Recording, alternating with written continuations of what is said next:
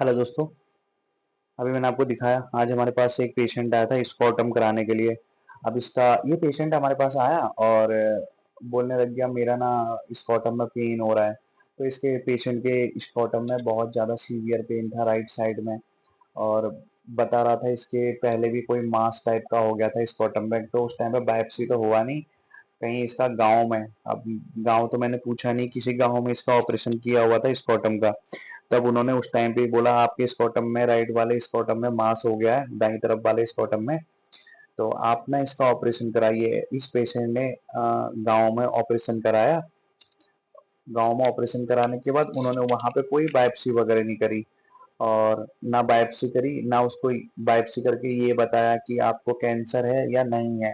क्योंकि कभी भी ऑपरेशन होता है तो बायोप्सी ज़रूर कराया जाता है। तो बायोप्सी कराने का मेन रीज़न यही रहता है, कहीं पेशेंट को कैंसर तो नहीं है, कैंसरस तो नहीं है या नॉन कैंसरस तो नहीं है। तो वो सारी चीज़ें देखने पड़ती हैं।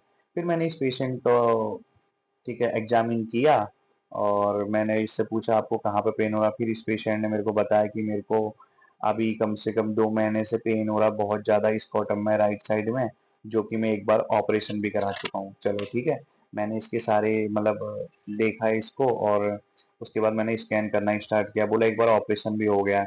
तो मैंने कहा आप मेरे को अपने डॉक्यूमेंट्स दीजिए। तो पेशेंट के पास कोई डॉक्यूमेंट्स ही नहीं पुराने, मेरा ऑपरेट हुआ है या नहीं हुआ उसके कोई उसको डॉक्यूमेंट्स प्रोवाइड नहीं करा गए। तो इसका गाँव में ऑपरेशन हुआ था। उसके बाद मैंने बोला आपके पास कोई अल्ट्रासाउंड की रिपोर्ट है?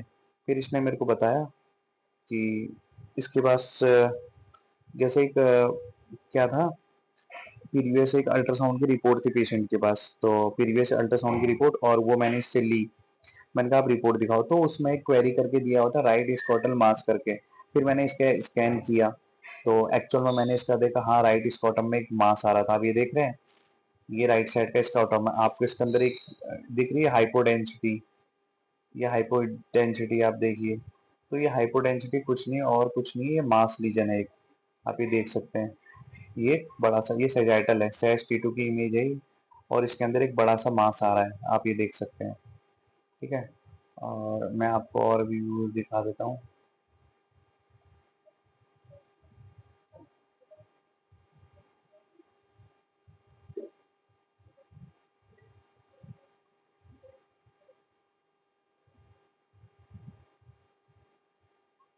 ये देखिए, ये एक्सेल स्टर की इमेज है।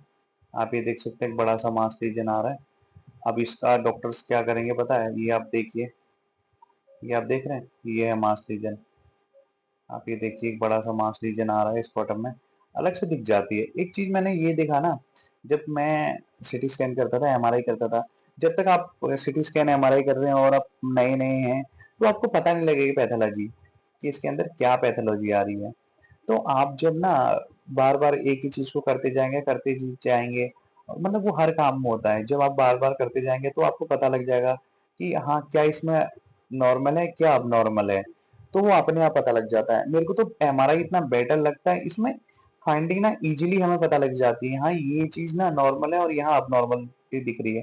तो ये सारा एक्सपीरियंस आपको होगा ना, और आप करते जाएंगे तो एक्सपीरियंस होता जाएगा, तो आपको एक आइडिया लग जाएगा कि पैथोलॉजी कैसे दिखती है। तो आप ये देख सकते हैं स्कॉटम के अंदर ये आपको दिख रहा है कि हाइपोडेंसिटी दिख रही है। ये एक मास रीजन है, आप देखिए स्कॉटम के अंदर, राइट स्कॉटम के अंदर। अब दोस्तों एक तो इसका ऑपरेट किया जाएगा, वो सारा जो ट्रीटिंग डॉक्टर है वो देखेंगे, वो हमारा काम नहीं है, पर हमारा डायग्नोस करने का काम है। और साथ में हमारा स्कैन करने का काम है कि अच्छे से हम उस चीज को, उसकी पैथोलॉजी कैसे पता लगाएं, और उसकी इमेजेस कैसे करें, और साथ में जो उसकी जहाँ पे पैथोलॉजी आ रहा है उसके सेक्शन कैसे लें, वो सारी चीजें। और दूसरी चीज हमें ये भी पता होना चाहिए एक्चुअल में इसमें प्रॉब्लम आ कहाँ पे रही है और क्या प्रॉब्लम आ रही है, वो चीज भी हमें पता होना चाहिए। तो आप यहाँ पे देख सकते हैं ये आ रहा है मास लीजन। अब इसका डॉक्टर ऑपरेट करेंगे और सबसे पहले इसका बायोप्सी करेंगे। बायोप्सी करने के बाद देखेंगे ये कैंसरस है या नॉन कैंसरस है। अब मैं नहीं जानता वहां पे इस पेशेंट का ऑपरेशन क्या किया गया या क्या नहीं हुआ, उसके बारे में मेरे को श्योरिटी नहीं है। तो आप ये देख सकते हैं, और भी मैं आपको इमेजेस दिखा देता हूँ। ये तो कुछ इमेजेस सही नहीं आती, ये थोड़ा ओवरले, ये देखिए, ये एक्जेल T2 की इमेज है। आप ये देख सकते हैं, ये दिख रहा है मास लीजन, बिल्कुल क्लियर कट दिख रहा है, ये आप देख सकते हैं, ये एक्जेल T2 की इमेज है जो हम इसमें सीक्वेंस लेते हैं, और ये एक्जेल T1 की इमेज है। और दूसरी चीज है, एमआरआई में ना सीक्वेंस लेने का क्या तरीका पता है आपको? एमआरआई में सीक्वेंस लेने का तरीका ये है कि कहाँ पे क्या प्रॉब्लम आ रही है उस हिसाब से लिया जाता है, कि इसमें क्या प्रॉब्लम आ रही है उस हिसाब से सीक्वेंस बनती है, तो उस हिसाब से सीक्वेंस ली जाती है।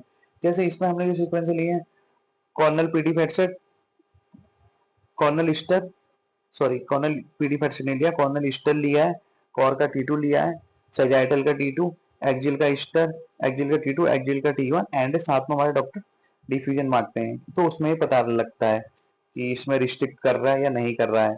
ठीक है, वो सारी चीजें। तो ये है एक्जिल टी1 की इमेज।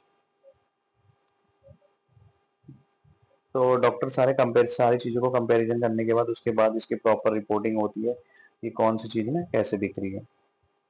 अब ये है डिफ्यूजन, मैं आपको डिफ्यूजन में भी दिखा देता हूँ एक बार, थोड़ा इसको डाउनलोड हो जाने दो, वो मैं आपको दिखाता हूँ चीज़ों को, बहुत अच्छे से चीज़ों को मैं आपको बताऊंगा। ठीक है, तो आपको इजीली चीज़ें पे।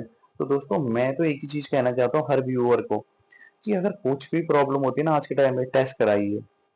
ठीक है,